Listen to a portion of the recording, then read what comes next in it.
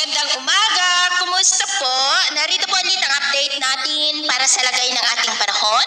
Ngayong umaga po ng September 13, 2025. Sa ngayon po ay kasalukuyan na easterlies pa rin ang dominanteng hangin na umiihip sa mas malaking bahagi ng ating bansa, lalo na po sa silangan ng Luzon at Visayas.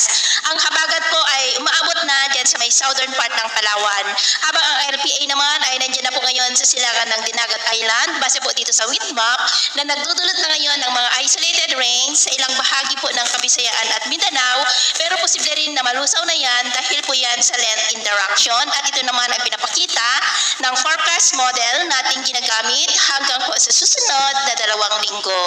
At sa lagay ng ating panahon ngayong madaling araw ay may mga isolated rains sa ilang bahagi ng Palawan, Oriental Mindoro, Romblon, Bicol, Eastern Samar, Northern Samar, Leyte, Bohol, Cebu, Negros, Capiz, Iloilo, Sulu Archipelago, Zamboanga Peninsula, Northern Mindanao, Surigao del Norte, Sorsogon at Davao. At mamaya po ay sisikat naman ang araw sa malaking bahagi ng bansa, lalo na sa may Luzon at Mindanao, pero dahil sa LPA ay cloudy skies with isolated rains sa ilang bahagi ng Visayas, Southern Luzon at Surigao del Norte, maging sa Maynilao provinces at Holosulu.